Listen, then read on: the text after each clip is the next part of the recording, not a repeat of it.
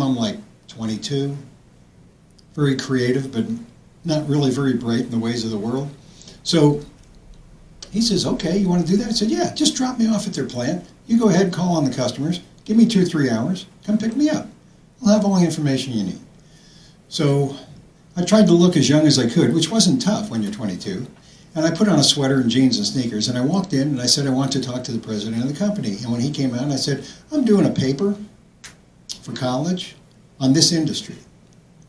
And I figure I could do a lot better paper if I could interview you and you could tell me firsthand about the industry.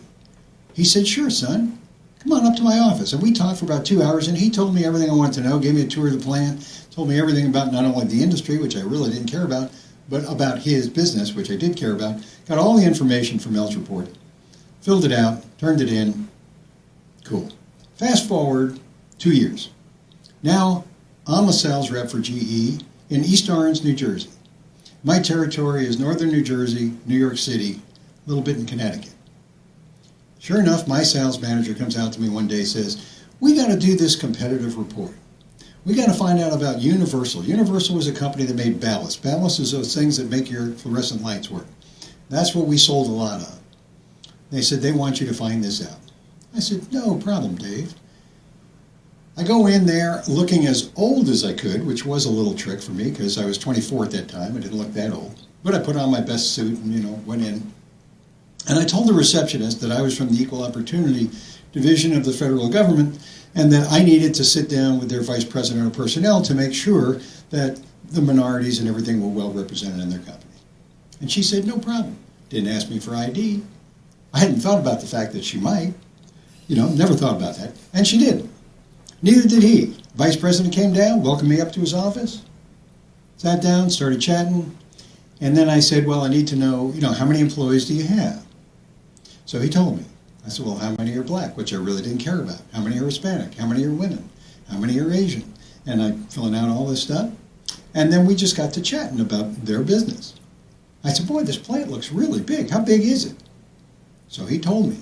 I said, is that all manufacturing? Oh, no. So much is office, and then this amount is manufacturing space. Would you mind if I took a look around? No, let me give you a tour. So we went all around, and he showed me everything I needed to know. When I left there, I had all the information I needed for this report, plus a lot of stuff I didn't need, and I turned my report in to my manager. Well, Dave came out about 20 minutes after I handed him the report.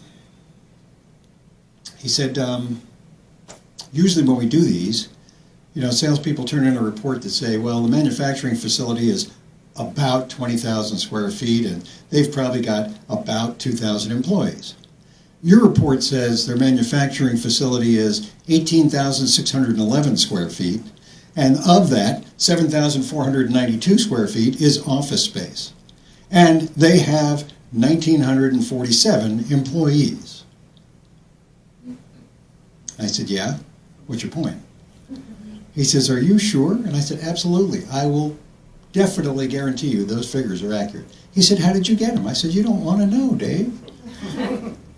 Well, it wasn't until about 5 years after that it hit me one day, that's industrial espionage. I could go to federal penitentiary for that. I was telling somebody I was a federal employee, which I, of course, was not. Never, at the time I just thought it was fun. It never occurred to me how much trouble I could get in. Well, that didn't stop me, however. When I went to call on Lockheed, you've probably heard of Lockheed, and you know what they do. Highly confidential stuff, right? I go there, and their thing was, you could not make an appointment with the purchasing agent. The purchasing agent only saw salespeople on Tuesdays and Thursday afternoons from 1 o'clock to 5 o'clock. So you just had to show up. So I showed up. Well, there were 8 guys sitting in the lobby. So when I went up to the receptionist to sign in, tell her who I was there to see, I said, how many of those guys are here to see the same guy? She said, all of them. Well, I did a quick calculation. I figured I'm never going to get in to see this guy. I'm going to sit here all afternoon, kill my day, and then probably have to come back Thursday. And I hope I get lucky because I still can't make an appointment. I said, I'm not doing that. Well, I had noticed that there's a lot of trucks that go into Lockheed.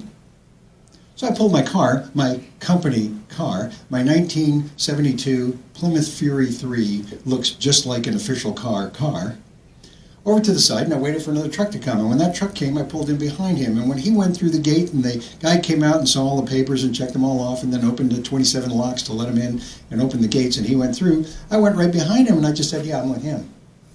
And drove right into the back of Lockheed. Parked in their lot, jumped up on the loading dock. I had my clipboard. See, if you don't want to get busted, you got to have a clipboard. Because if you look busy and you have a clipboard, nobody asks you any questions. So I jumped up on the loading dock, had my clipboard, walked around making notes about absolutely nothing, you know, what Shania Twain was singing that night, whatever, and found my way to the office. Eventually I figured it's got to be that way somewhere. So I got through the whole manufacturing facility of Lockheed to get to the office. Got into the office, and lucky for me, all the people in the offices had nameplates right outside their doors. So I walked around until I found the guy that I wanted. His door was closed, because he was talking to one of those 8 guys that had been sitting out in the lobby. So I just stood around making notes on my clipboard, looking very official, very busy, very busy. I had to take a lot of notes. Until I saw his door open. Then I walked over, and after the other guy had left, I said to him, excuse me, I got kind of turned around here. Maybe you could help me, I'm really lost. I'm looking for Bill Baxter. He said, well, I'm Bill Baxter. I said, oh, Mr. Baxter, hi, I'm Larry Perlman. I'm with General Electric Company. I'd like to chat with you. You got a few minutes? Absolutely, come on in. I went in, did whatever we had to do. I left out the front door instead of the back door. There were still 6 guys sitting out there that had seen me leave out the front door like an hour ago, and they're going, you know, how'd that happen? Then I had to get through the guard to get back to my car. You know, so I went back there. I said, hi, I was just meeting with Mr. Baxter, and I had previously pulled in, got my car out back. He said, yeah, okay, no problem, go out and get it. And I left. Now, I'm not sure if that was a federal offense, but somewhere among those 3 things, I might not be standing here tonight. I might be having dinner courtesy of the federal government. Thank you.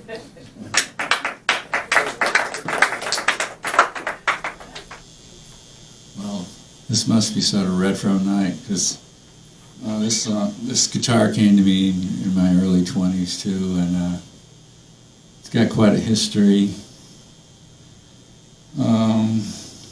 It's got this little acid stash thing up here from the Hendrix period, and then the heavy metal period, that's when the claw appeared. Went through 30 Mardi Gras in New Orleans, that's where the sparkles came from. And then the crystals, that was my New Age period. And then my wife and I did a voodoo, witchcraft, and a magic tour in New Orleans, so that's where the talismans came from. And then I just decided, because I had a crystal at one end, I had to put one at the other end. That happened about a month ago. Oh, and it went through Katrina. This is the water line right here. It used to have a pickup there. Now it's got a girl, because I decided to name all my guitars women. They're the only women that never leave me, you know, except for my wife, you know. But, so anyway.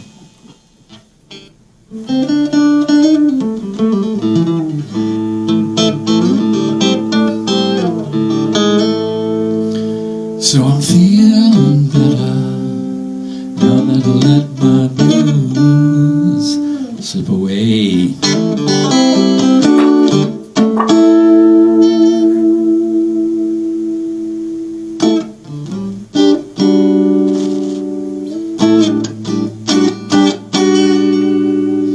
It takes your full power to do what you love. Take your full power to do what you love.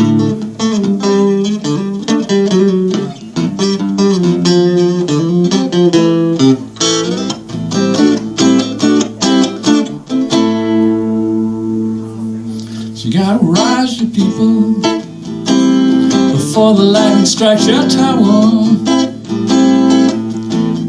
destroying your illusion with a mighty stroke of power.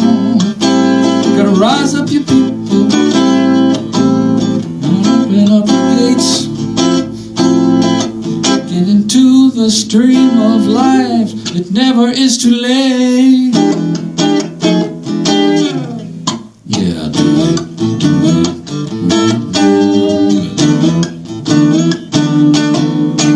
So your energy's rising, your dream begins to come true. And you know, whatever you want you can do.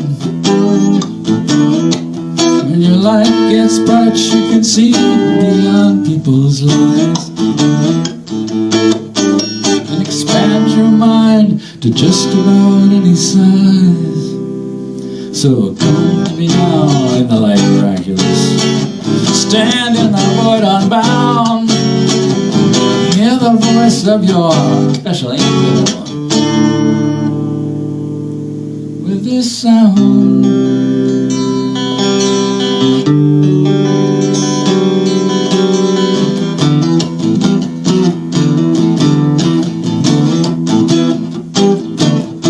Just follow your ecstasy wherever it's going. You can still be free when you follow all your love, your bliss, and your ecstasy. Yeah, do it, do it.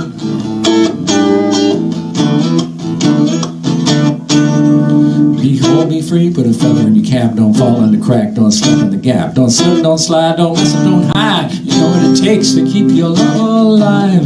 Your love alive, your love alive.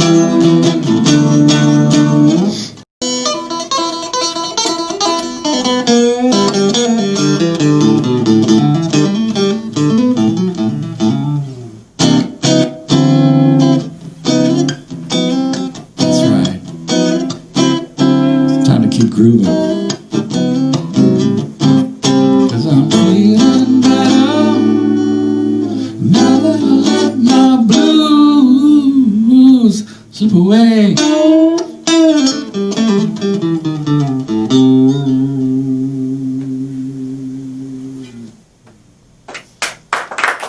Thank you.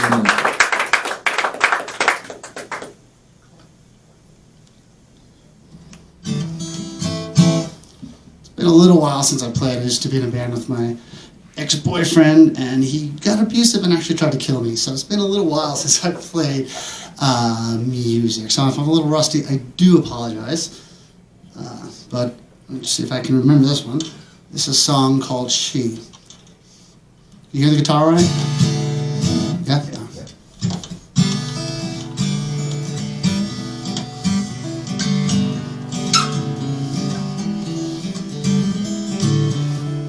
She isn't big on playing around, but she can get lost, never make a sound. This is not her game.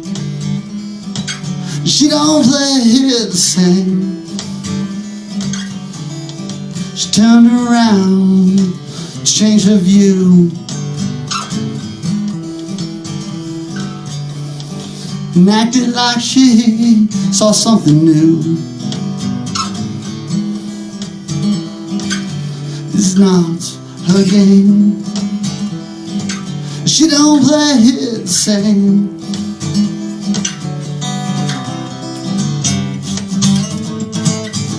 Count to 10 and start again. Does it change anything? You run in circles and you'll change your view, but you won't see anything new.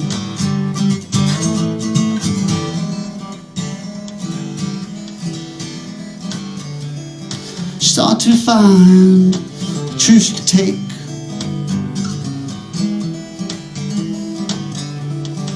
Didn't realize it was hers to make.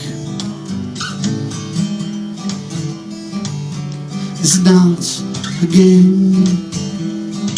She don't play it the same. spent so much time just walking around. Never stopped to realize what she had found. This is not her game. She don't play it the same.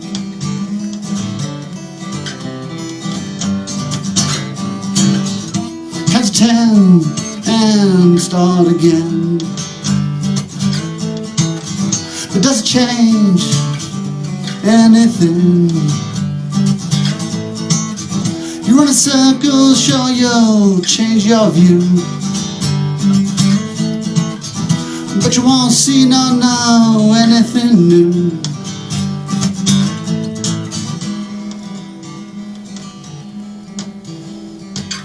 This is not her game. No, she don't play it the same.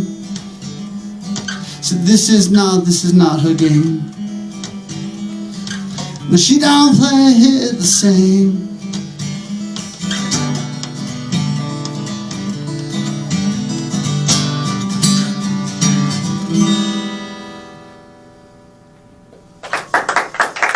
Little rusty. Thank you. I'm going to read from his chapter on animals, and he loves his cats. Pip. Beady-eyed little varmint. Those eyes fill their sockets. Don't turn in them. She swivels her whole head to look at her master, or at a lizard, and pounce upon it wherever, tearing its body and soul to shreds, or snuggles humans for a bit. First heard before sighted, above Camino Vecinal, where she mewed under tree roots in high-pitched squeaky pips. An orange tiggerish sight above all white beneath, and mud, unspecified dreck, dust, and dirt. She was off through the jungle. We couldn't catch her. That's fate. 2 days later, a breezeway meow set us running with a bowl of milk. I handed it so she would bond. Sylvia has her cat, Roger. Pip is mine. Ball of fire, fur fangs, claws, and love. The Kleenex monster. From the time Pip was a little kitty, she attacked the opening in Kleenex boxes, bringing forth a mountain of fluffy fuzz. Sylvia put them away, turned them over, with opening down, piled stuff on top, and vigilance had its impact. Lately, she has figured a new technique. Even if the box is covered or upside down, she can open the end and still fluff the fuzz. Most recently, she coyly entered the end, fluffed a bit, and poked her puss out the opening like some clown queen with a white fuzz collar. Let me see if I can find this one.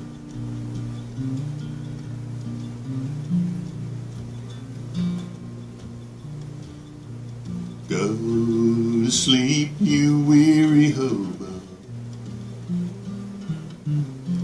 Let the towns drift slowly by.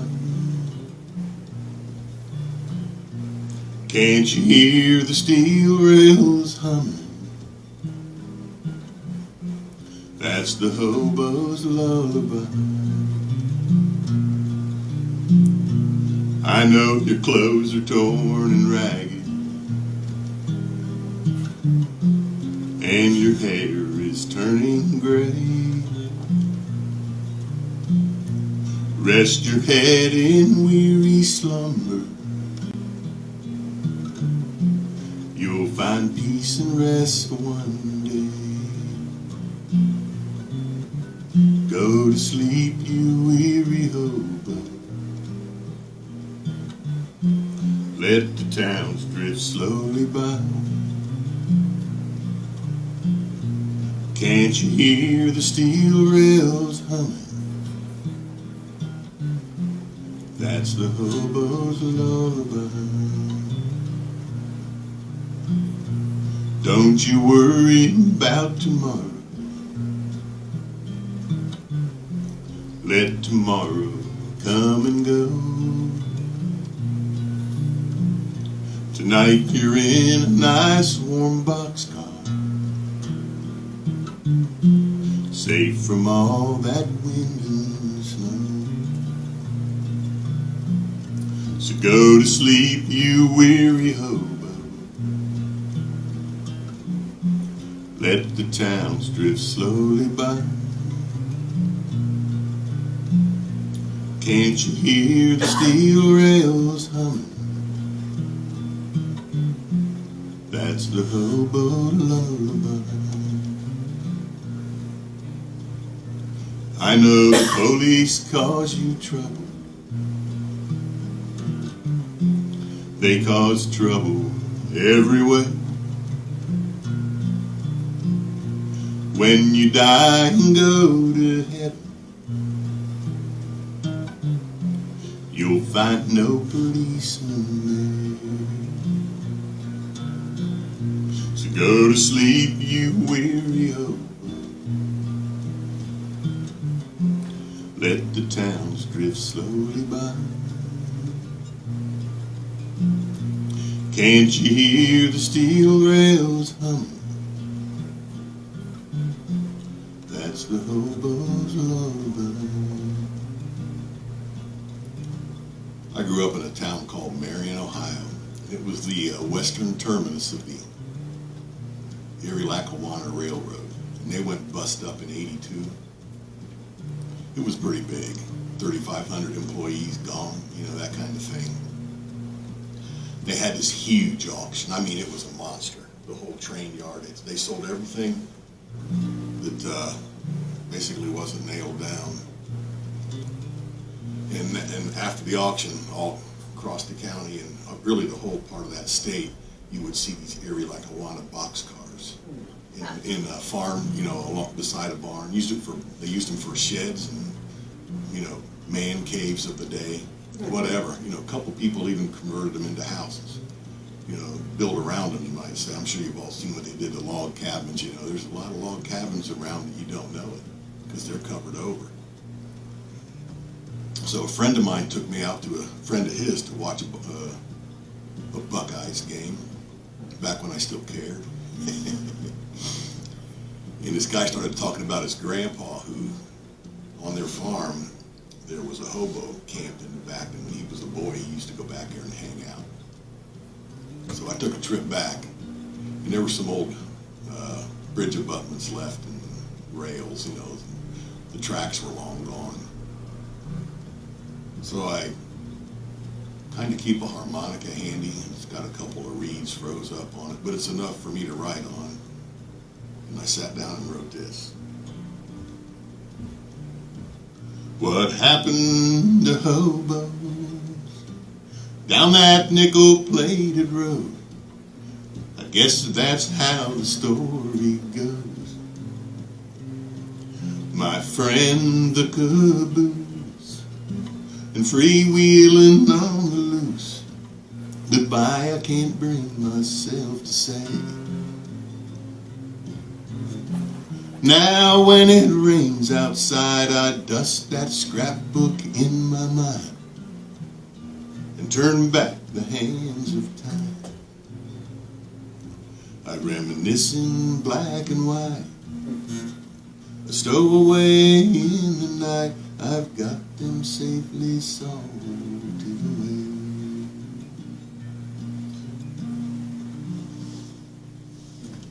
Thank you. I did? Okay, real quick for Carlos.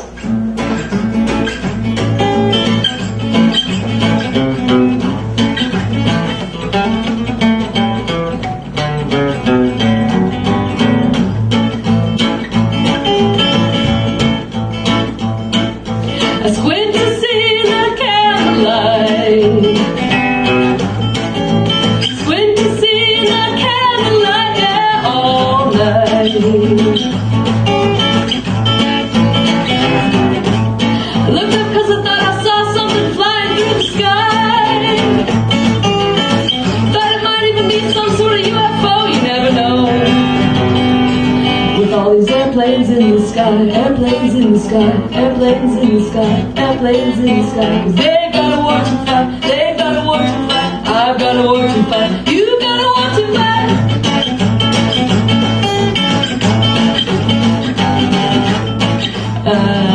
They say they're gonna try to keep down those casualties. Today 10 people died. They say they're gonna raise up the Homeland Security. Yeah, that doesn't give them a right to take away a life. That doesn't give them a right to take away a life.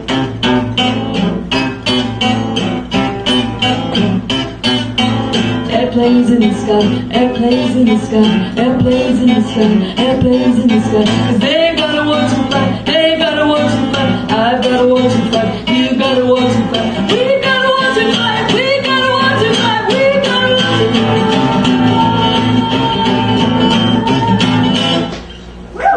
Thank you. That's the best I can do right now. Carlos's favorite song. Happy birthday. Okay, this is called On the Air. Welcome to your life. This is what you are. No fireworks or laser shows, and you're its only star. The stage is set, the band is here, the audience awaits. The house is packed every night, and no one's ever late. Sometimes it's all a mystery or a comedy of lies. There's drama and there's action. Every show's a new surprise. It takes place in your surroundings, and every set's unique. We promise and deliver a new cliffhanger every week. It's far better than the soaps. All the acting is top scale, and the lobby is always stocked with souvenirs for sale. No script is ever written. All the characters are real. There's always seats available, and admission is a steal. The director's name is Fate. The costumes are your own. The dialogue is witty, and the plot is seldom known. Welcome to your life. The show's in progress now. Remember when it's over to stand and take a bow.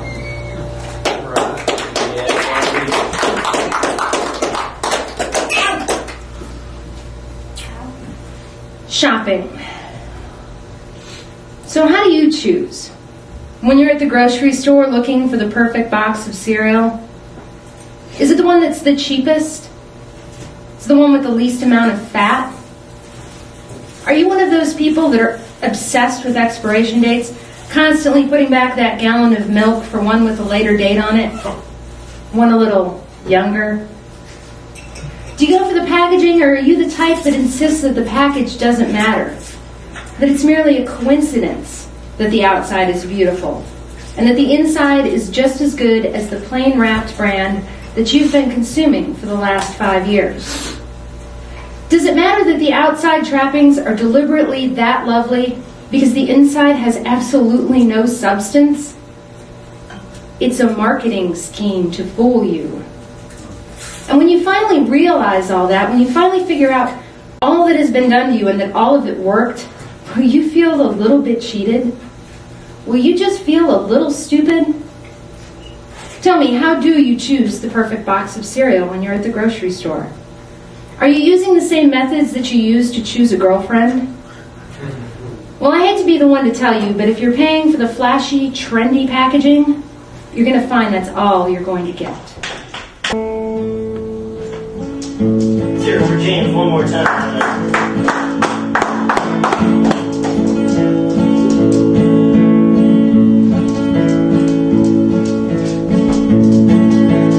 I remember moonlit nights when their evenings were new. These Carolina hills and bleeds in you.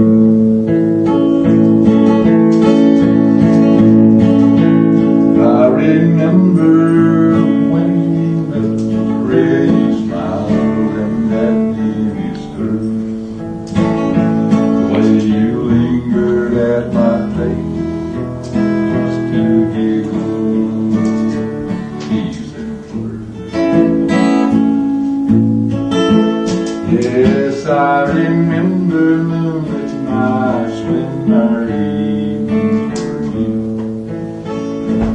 These Carolina hills and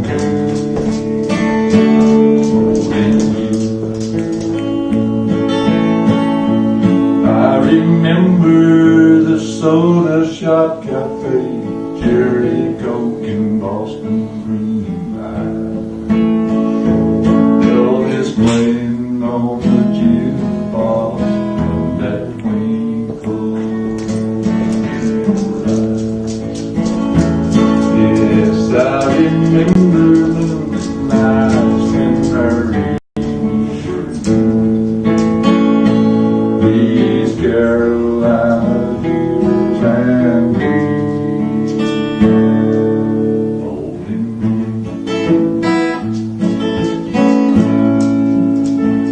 remember Wayne's old Chevy and starry nights on Hooker Hill, where we learned the game of love, listening to the whippoorwill. Yes, I remember moonlit nights when our evenings were new. These Carolina hills and me holding you. I remember all spring you brought to me with your touch, and another hundred reasons why I love you. Always love. Yes, I remember moonlit nights when our evenings were new.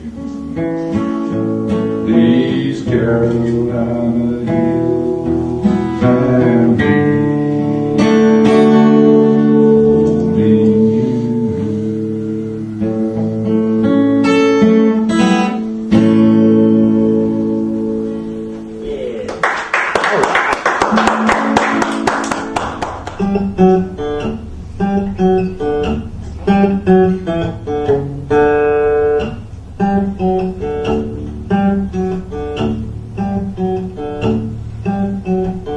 No need to fill these spaces. These are not empty places. I try to understand. No vacancy, the artistry.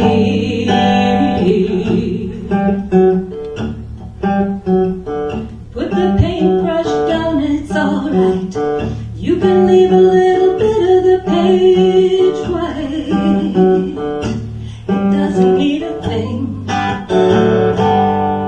No vacancy, the artistry.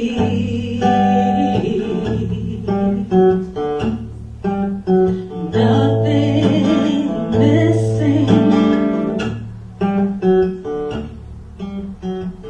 You called me outside to the car. The snow was falling down in stars, something I had never seen. Some were solid and some were graced with tiny spaces that made them lace. And I looked into your face and I wondered if you see yourself the way that I do. Nothing missing. Nothing missing. Nothing out of place. It's just the holes. Just the holes in the lace.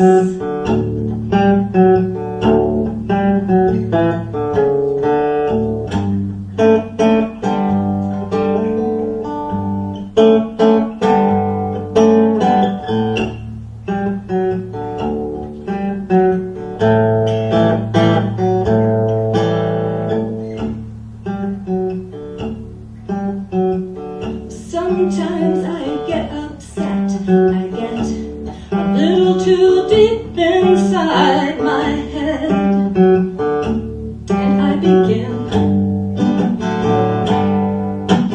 spiraling inward in self-analytical, critical circling. And then I wish that I could see myself the way that you do now. Nothing missing. Nothing missing. Nothing out of place.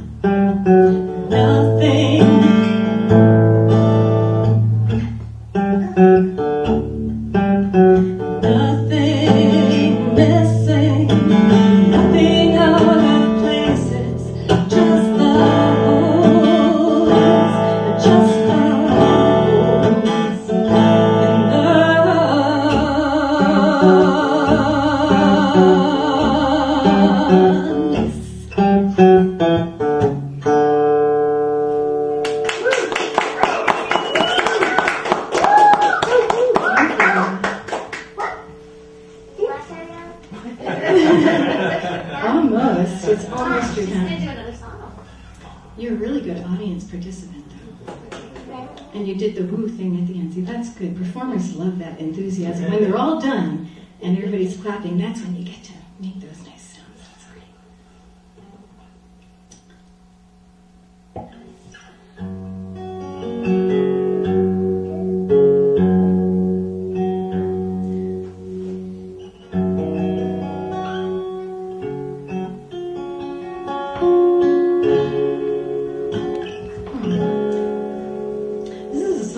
Haven't done.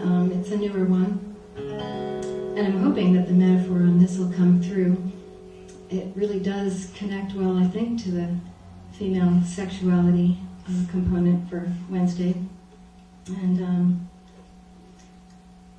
I guess I think a lot about how we try to define ourselves and other people try to define us, and everybody feels so much pressure to know what to call yourself, what category to be. And, so this is either about that or it's just about baseball.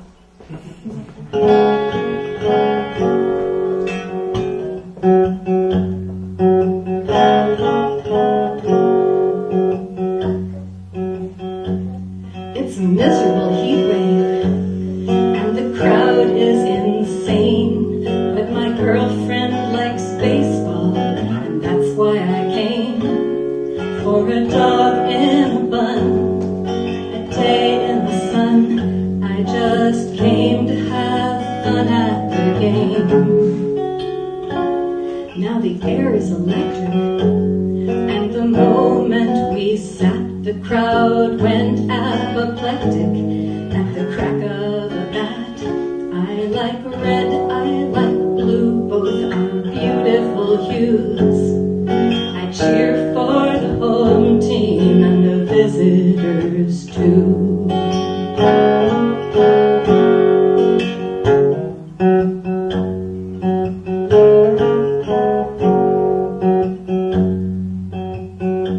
Well, she says, you can't do that. You have to decide. It's a continuation from a talk last night. She needs boxes and borders, definitive lines. It would be so much easier if I could lie. I like dark and white chocolate. Now why would I choose? I cheer for the home team and the visitors too.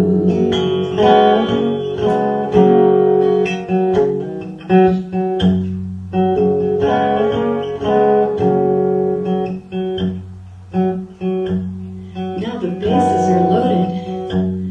It's a pivotal moment, but I make no promises I cannot keep, and I